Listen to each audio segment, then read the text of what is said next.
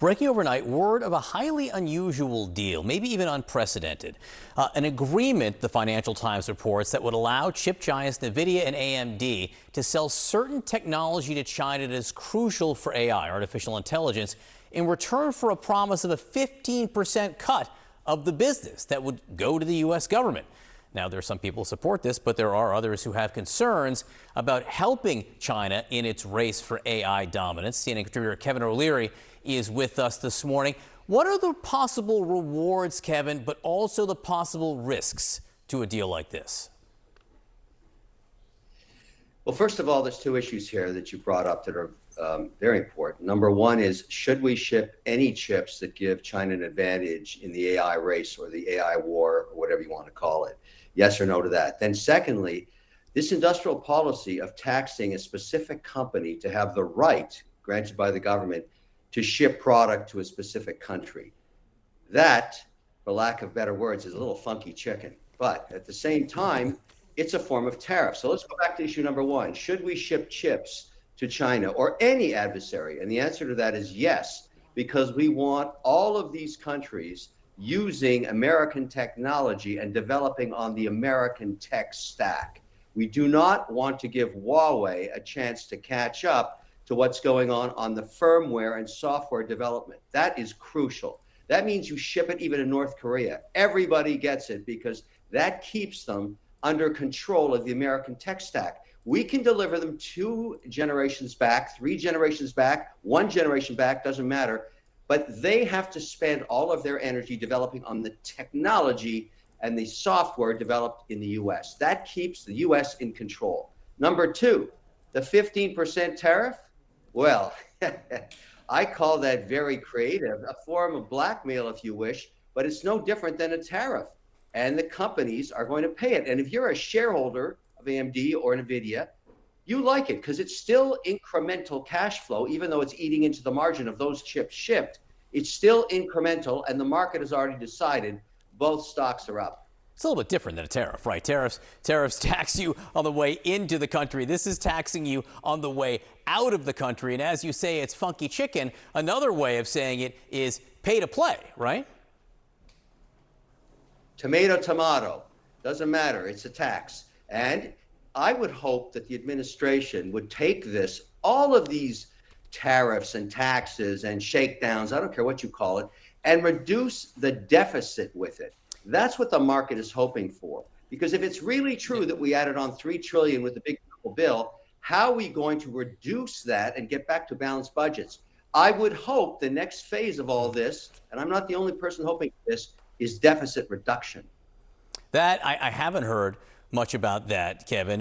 Josh Hawley, Republican senator, has floated the idea of rebates, sending some of that money back to taxpayers. The White House hasn't decided one way or another on that, but they say it's in front of them.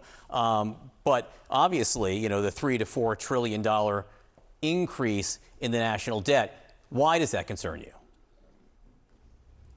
Because we're getting to the limit of how much we can burden the long bond. In other words, as long as the world has confidence that America is the number one place to invest, it's going to continue to allow us to have capital at low cost, right now under 5% on the long bond. The minute they think we're completely out of control, and I don't know when the tipping point is, nobody does, then we're in trouble. And we're spending a ton of money that we don't need to, many people feel, because we've overstimulated right through the pandemic 5 years ago. Yeah. It's time to sober up and start paying down the debt. So this idea of money for nothing and chicks for free, start sending checks out to everybody, I hate that idea. Many people hate that idea. I want to see the confidence of America maintained in terms of it being an investment location. Yeah. That's what I care about. I'm an investor. I want the world to continue to send 52 cents of every dollar to America because that's the number one place to invest. And it won't be if all of a sudden we get into hyperinflation or the long bond goes crazy because they think we're drunken sailors spending money. I'm not the only person bringing that up. That's what should be happening. No free checks to anybody. That's my view. There were a lot of people bringing up the deficit and the debt in the discussions over the huge tax and spending bill. Finally, Kevin, what are your concerns about the revised jobs report that came out? Downward revisions to growth of 14,000, 19,000 jobs in May and June. What do those numbers mean to you? Well, first of all, I didn't support whacking the commissioner. That's just a bureaucrat that gathers data. What's fair to criticize is how the data is gathered and why is it so inefficient and requires such massive. But my question, Kevin, is what if it's reviews. right? What if it's right? What if there were only 14,000 and 19,000 jobs added? How much of a concern would that be to you? The rest of the data sets don't support it. Even data sets this morning have taken off credit card spending shows we still have a pretty buoyant economy and the consumer is still healthy. I need to see a lot more data sets in a row for this to concern me. And I do care about jobs, but what I care about more is the data being clean. And I think a lot of people are saying, wow, these data sets are getting a little crazy. The variability and the lack of resolution must be that we're not using the internet. We're not using the correct way of digital technology to gather the data in the first place. Remember, we've been gathering this data since the Second World War. We could do a better job of it. It's just another bureaucracy that's probably using old technology. And I'd like to see it cleaned up. But whacking the commissioner was unnecessary. But no, it doesn't concern me yet. It hasn't concerned the market. Why? We have other data sets that are far more au courant, so to speak, including that consumer purchasing power today, just stripped from clean credit card data.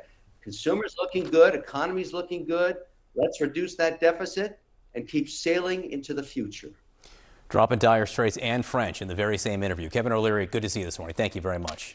Artificial intelligence chip makers NVIDIA and Advanced Micro Devices have reportedly cut a highly unusual deal with the Trump administration.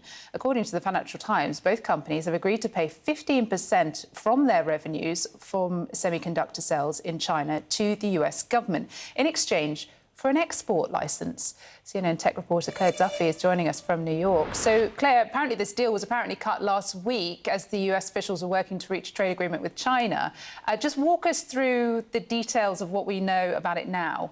Yeah, Christina, so NVIDIA CEO Jensen Huang met with Trump at the White House last week. This comes after the company said last month that it would resume sales of its H20 AI chip to China because the White House had agreed to ease export restrictions. And you'll remember that the H20 is the chip that NVIDIA released last year in an effort to maintain access to the Chinese market because of export controls that the Biden administration had put in place. The Trump administration then decided this year to crack down on sales of those chips. But as you said, the companies, both NVIDIA and AMD, have reportedly agreed to pay 15% of their chip sales to China, to the White House, in exchange for those export licenses to resume sales there. This is a deal that could net billions of dollars for the White House. But it's unclear if it's going to be successful because the Chinese have raised concerns about the security of these chips. In particular, a social media account linked to Chinese state media claimed yesterday that there could be backdoors built into these American AI chips. But of course, the companies have denied those allegations, Christina. Yeah, and on that issue of national security concerns, one analyst compared it to selling F-35 jets to China for a 15% commission. So the concern runs both ways. Is that why this is being seen as so controversial? Yeah, I think from the American side, there are big questions about what exactly the Trump administration is trying to accomplish here. You know, these export restrictions were put in place ostensibly because of national security concerns. There are big worries on Capitol Hill about China getting too far ahead of the U.S. in artificial intelligence, given the economic implications, the military implications of this technology. And there have also been big questions surrounding the H20 in particular, which is believed to have contributed to the Chinese AI model DeepSeek that really shocked the U.S. earlier this year when it was released. And so I think there is a question about whether those concerns just go away if the White House is making a 15% commission on these chip sales. Although I will say NVIDIA CEO Jensen Huang has said it's important for U.S. national security that the companies continue to sell into China because otherwise Chinese rivals will start to develop their own versions of the technology. All right, Claire, we'll see where this goes. Thank you very much for now.